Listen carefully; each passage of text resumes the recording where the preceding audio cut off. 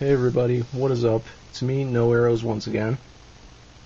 Today I'm going to be doing another retro review, this time of Battle Chasers. And this is a comic that was published by Cliffhanger, which was in 1998. And Cliffhanger was an imprint of Wildstorm,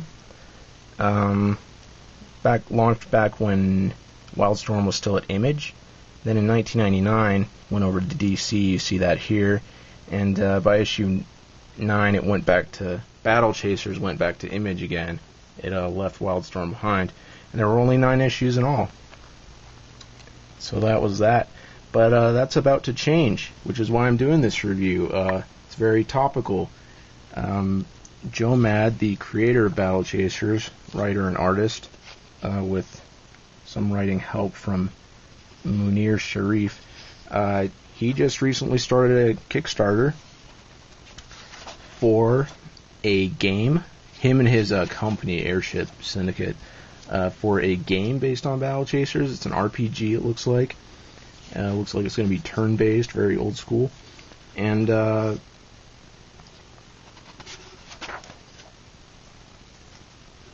along with that, there are going to be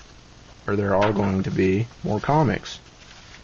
And that's a pretty big deal, because this ended, like, if you don't know anything about Battle Chasers, it ended in, it suffered massive delays and,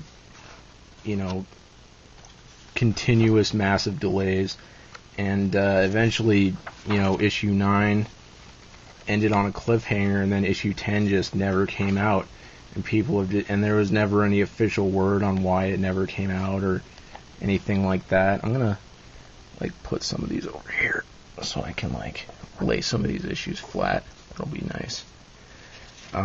There was never any official word on why issue 10 never came out. It just kind of was one of those things that just never happened, and it was something that fans of this series were wanting for a long time. Until all hope died out and people just kind of assumed it was never going to happen. But looks like it is going to happen. I'm still going to say I'm still going to be realistic. I'm not going to get my hopes up too much until I'm actually holding the issue in my hands. But I just want it to be real. If you know Joe Mad at all, you kind of have to check your expectations when it comes to deadlines and things of that nature. But I want it to be real. I want it to happen. But anyways, enough about that. Let's talk about the comic. It's a fantasy comic, and it concerns this girl. It's sort of an ensemble piece, but the driving force behind it seems to be this girl, Gully, and she gets these gloves, or her dad was like this warrior guy, and he had these crazy gloves, these powerful gloves, and he disappears mysteriously and leaves them to her. And there's this bad guy who wants the gloves, and then there's she meets this guy Nolan, who's this sort of he's a very Master Roshi type character. The whole thing's very manga influenced, by the way, manga and JRPGs.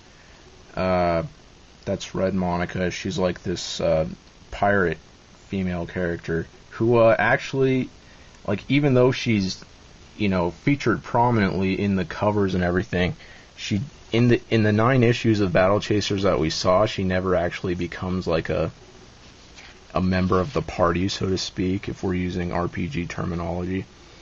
But so yeah, she meets Nolan, the Master Roshi guy. Gully, the little girl, does. And Nolan is hanging out with this big kind of golem, this metal guy named Calibretto, who he's the big guy. He's really strong, and he's some sort of like there's Calibretto, and there's Nolan. That's that guy, and there's Gully, and that is Garrison, and he's like this like tragic hero kind of guy. He's like a swordsman. He used to be this badass knight, but then his like wife died, and now he and so he like vowed to never use his sword again and all that, and but then there's his sword right there. So you can imagine he's going to use it again.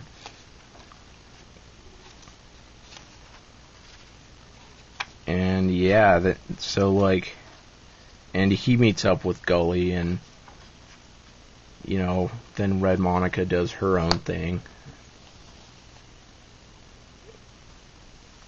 with only passing relevance to the story.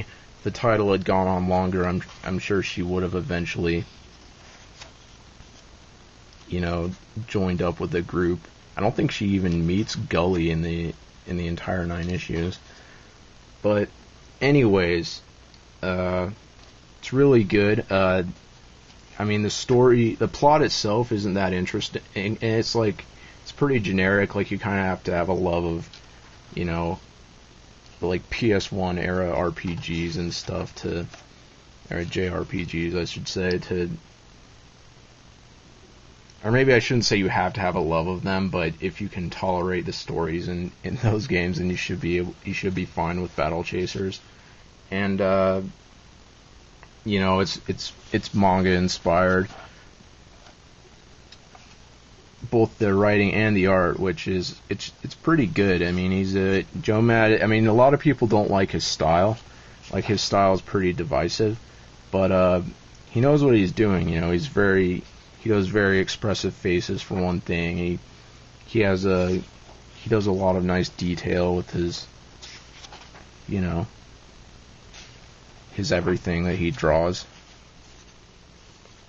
which is probably partially why it takes him forever to get anything done.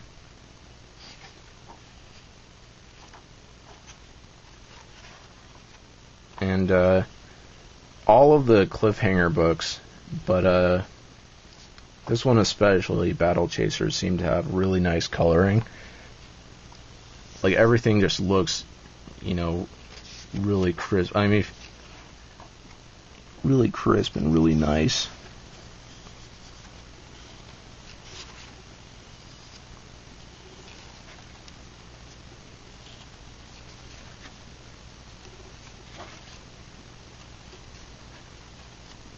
There's Red Monica again.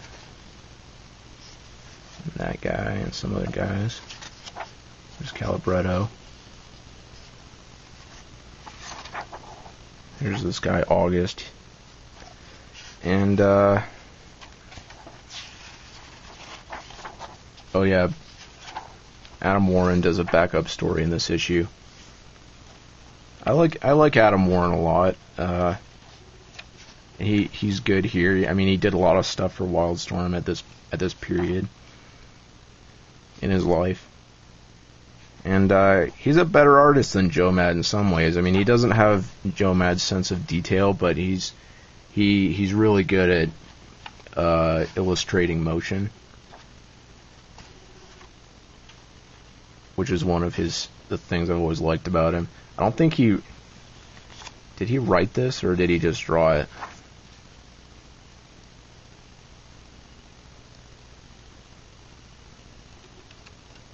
Is it going to tell me?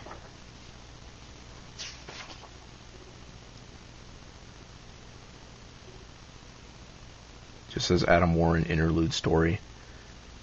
Yeah, that was worth wasting all that time for sure. I'm already pushing 9 minutes, and I have to look up to see if he wrote that story. But yeah, this was the first from. Okay, this issue's in January 2001. And that last issue we saw. Oh wait, I have it right here. That was August '99, I think. Yeah, August '99. So that's quite a leap. That was the biggest delay the title suffered. typically the delays were like 3 or 4 months, 5 months. But that one really took the cake. And alright, I guess I can pick up the pace here. And Joe Mad's art just got better and better. Like, I mean, it started off good, but just got better as he, got more picky, I guess, and started spending more time on it. I mean, you can tell it was a labor of love, and that he didn't particularly concern himself too much with getting it out on time so much as creating the comic that he wanted to create.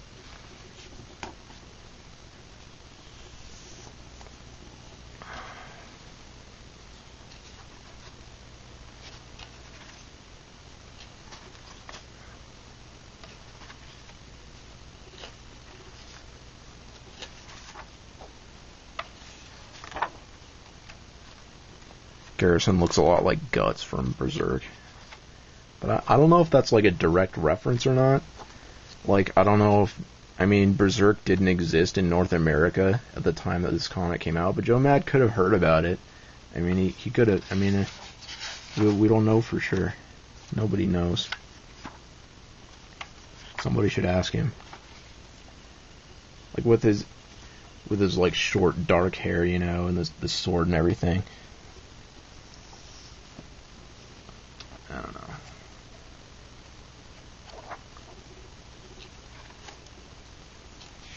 Now we're back at Image.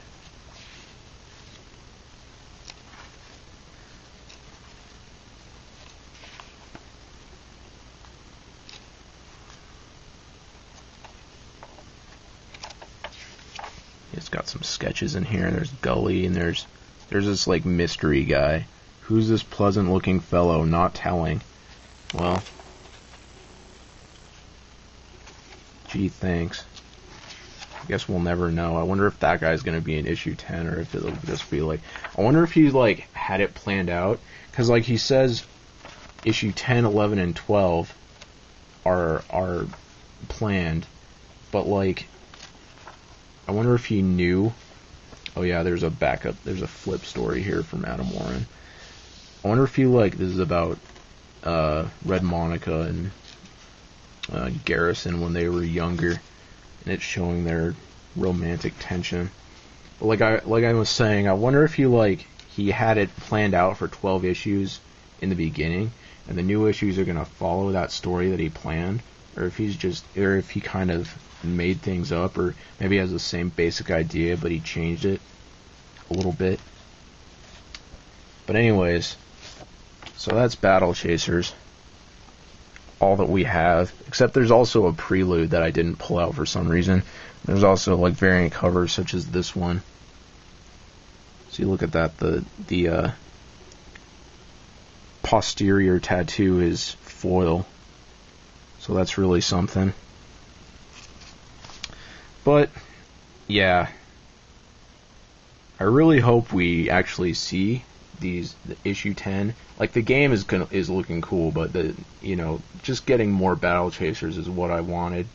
I mean, that's what really sealed the deal for me. And I mean, people are out there. I mean, the Kickstarter got funded in like 3 days. Like, there's still fans of this series. At the time it came out, I mean, it was the most popular indie comic on the shelves, like, bar none. I mean, it was a huge deal at the time, and then it just kind of went away, and the comics didn't start coming out. I mean, things started missing deadlines, and people stopped caring. I mean, in 9 issues, you look at this; these 9 issues represent like 3 years of story, and maybe even more than, maybe like 3.5 years, and not a lot happens.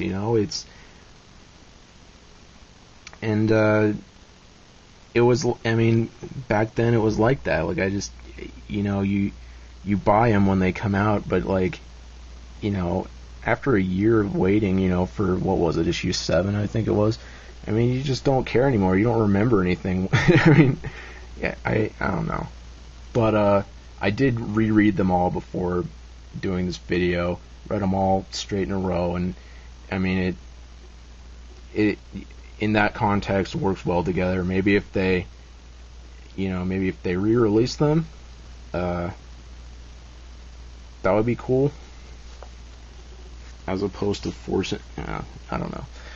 But as opposed to making people track some of these down, because some of these are kind of valuable. Like not super valuable, but I mean issue 1 is going to be like $10. I think some of these later ones are like, $8 to $9, which is pretty good for like a super popular comic that has like zillions of copies in existence. But I'm getting close to 15 minutes here, so I'm past 15 minutes, so I need to wrap this up. Overall, good art. If you like Joe Mad's art, you have to see it. It's his masterpiece. If Joe Mad has a masterpiece, this is it. And if you like fantasy stories, if you like like I said, PS1 games, you want something kind of nostalgic, something simple and fun. And the character designs are so good. The way the characters are portrayed is very good. Like, they all have nice personalities, are very likable. They have interesting motivations, actually. Like, he goes into the reasons why they act the way they do, which is sort of interesting. And yeah, it's overall a good comic. It's not a complete comic, of course. But it will be. So I mean, that's a good point that I just made for myself. So I mean, yeah, if you want to hop on board before the new issues come out, I'd say go for it. I think you're in for a pretty good comic. Like I said, though, story's kind of simple. So just like if you read this, you're reading it for like the art, good characters, good designs, and good old-fashioned fun. So yeah, check it out. Okay. Now it's time for a score. As it is now, I mean, if it ended at 9 and Joe Mad died tomorrow and there wasn't going to be any more ever, I mean, I would say it's like a 7. But I'm hoping that it gets continued and that the story gets completed at least, or at least the story proceeds. And with that in mind, I give it an 8, because I'm hoping it lives up to the massive potential that this title had back in the day. So yeah, that's it. I hope you enjoy the comic, and I hope you enjoyed this 18-minute video of nothing. Noero signing out.